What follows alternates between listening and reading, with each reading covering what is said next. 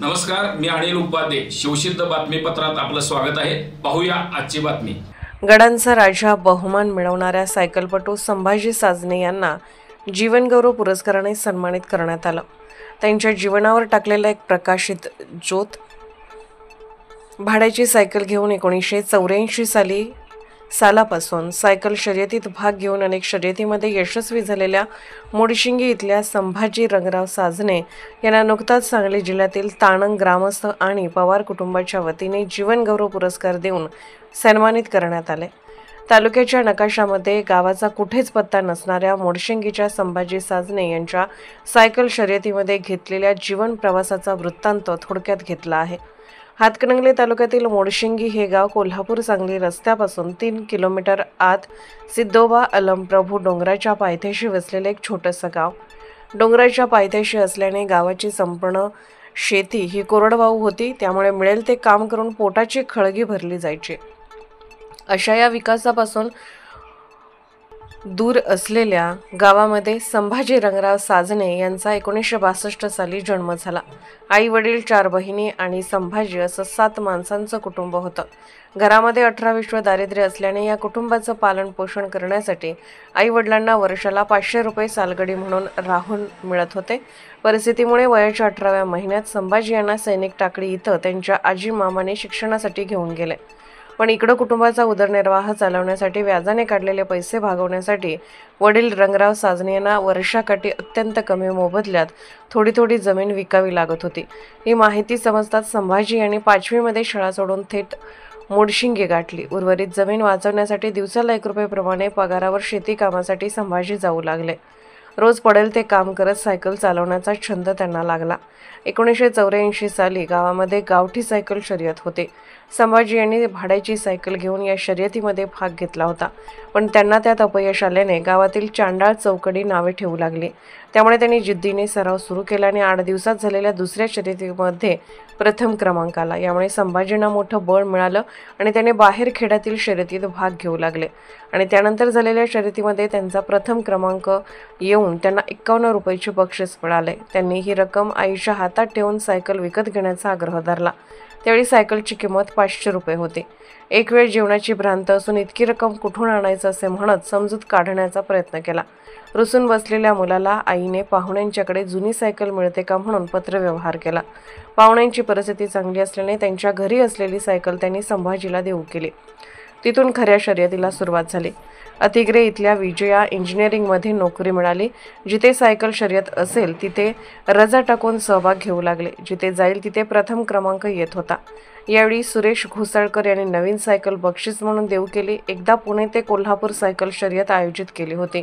त्यामध्ये 45 स्पर्धक सहभागी झाले होते. अन्य खेळाडूंच्या गिअरच्या सायकली होत्या, पण साजने यांच्याकडे साधी सायकल होती. इतर खेळाडूंच्या मानाने भौतिक सुविधांचा वणवा होता. अंगातील कपडे फाटकी होती, तरीही जिद्द न सोडता त्या स्पर्धेत सहभाग घेतला. शर्यत सुटल्यापासून अन्य खेळाडूंच्या तुलनेत त्यांनी सर्वांना मागे टाकून 3 ते 4 किलोमीटर 1 नंबरला होते. पण घाट सुरू झाला तसा त्यांचा स्पीड कमी होऊ लागला. ताकदीच्या जोरावर प्रयत्न सुरू होते, पण गिअर सायकल खेळाडूंनी घाटामध्ये त्यांना गाठून संभाजी साजने यांना मागे टाकले. या स्पर्धेत त्यांचा 5वा क्रमांक आला होता. त्यानंतर कोल्हापूर ते पन्हाळा असा 23 किलोमीटरचा घाट स्पर्धा आयोजित करण्यात आली होती. त्यामध्ये संभाजी यांनी साध्या सायकलच्या माध्यमातून 1 तास 22 मिनिटात पूर्ण करून गडांचा राजा हा बहुमान किताब मिळवला. त्यानंतर त्यांनी मागे वळून पाहिले नाही. जिथे सायकल स्पर्धा असेल तिथे भाग घेऊन बक्षीस खेचून आणत होते. त्यानंतर त्यांनी कराड, दिवाळे, भोगावती, कांडगाव अशा एकना शेकडो स्पर्धेमध्ये यश संपादन केले. त्यांना त्यावेळी त्यांच्या आई वडिलांच्या सह सायकलपटू हिंदूराव मंडले, प्रकाश इंगवले, गोरखनाथ कुंभार, रामा अनुशे, राजबा मंडले यांची मोलाची साथ लाभली. या अशा अत्यंत प्रतिकूल परिस्थितीमध्ये अनेक आव्हानांवर मात करत साध्या सायकलीचा वापर करून शर्यतीत प्रथम क्रमांक घेणाऱ्या संभाजी रंगराव साजने यांना नुकताच सांगली जिल्ह्यातील ताणंग इथल्या सुप्रसिद्ध सायकलपटू बाळकृष्ण आनंदा पवार आणि ग्रामस्थांच्या वतीने जीवनगौरव पुरस्कार देऊन सन्मानित करण्यात आले. यावेळी बी न्यूजशी बोलताना ते म्हणाले, यापुढे नवीन सायकल खेळाडू घडवण्यासाठी कोल्हापूर आणि सांगली जिल्ह्यातील आम्ही जुने खेळाडू एकत्र येऊन विशेष प्रयत्न करणार आहोत. संभाजी रंगराव साजने मोडशिंगी तालुका हातकणंगले जिल्हा कोल्हापूर गावचा रहिवासी असून मी एक गरीब घराण्यातला खेळाडू आहे.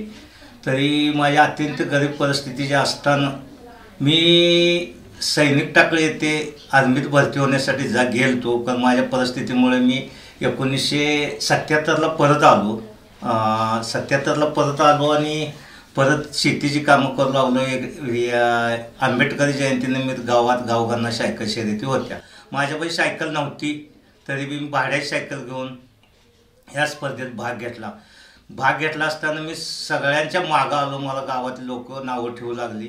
तरी 8 दिवसानं परत सायकल स्पर्धा होत्या. त्या स्पर्धेत मी फुल तयारी केली भाड्याची सायकल घेऊन आणि मी 1 किलोमीटर अंतर सोडून 1ला झालो.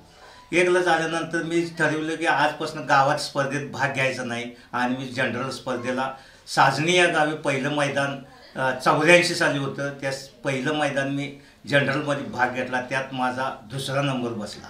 तिथनं माझी जी सुरुवात झाली तर कमीत कमी मी 400 नंबर घेतलेले आहेत. तरी तिथनं मी माझं पहिलं मैदान साजनीत झाल्यामुळे परत पुन्हा कोल्हापूर ह्या स्पर्धेत मी भाग घेतला. पुन्हा येऊन मला माहीत नव्हता तरी बी आम्ही ट्रकनं जाऊन प्रकाश शिंगवले आणि संभाजी सने आम्ही दोघंजण गेलो. स्वारगेट ते कोल्हापूर जुना बुधवार अशा स्पर्धा होत्या. स्पर्धेत सकाळी 7ला स्पर्धा सुटणार होत्या. तिथं गेलो तर एकदम जागतिक खेळाडू होते. इम्पोर्टेड सायकल होती आमची साधी सायकल. माझ्या अंगात बनियान आणि चड्डी होती. परिस्थिती माझ्या अतिशय गरीब होती.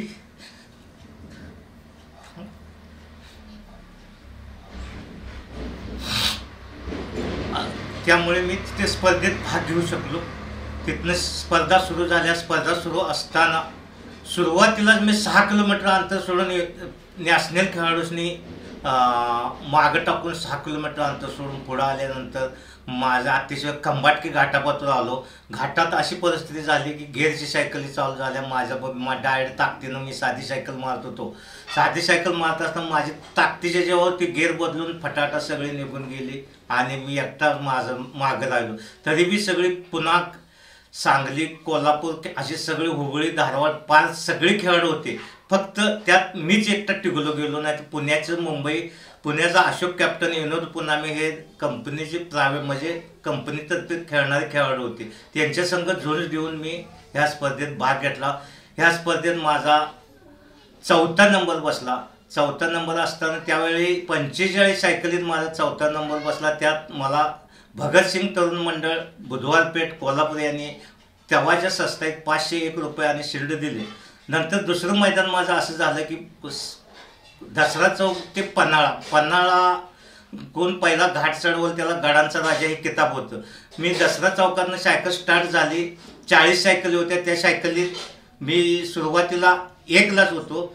घाटवी पहिला मीच चढवला. गडांचा राजा हा बहुमान मीच मिळवला. इकडेही मीच पहिला नंबर घेतला. ही स्पर्धा 1 तास 22 मिनिटात पूर्ण केली आणि 23 मिनिटात घाट चढवला.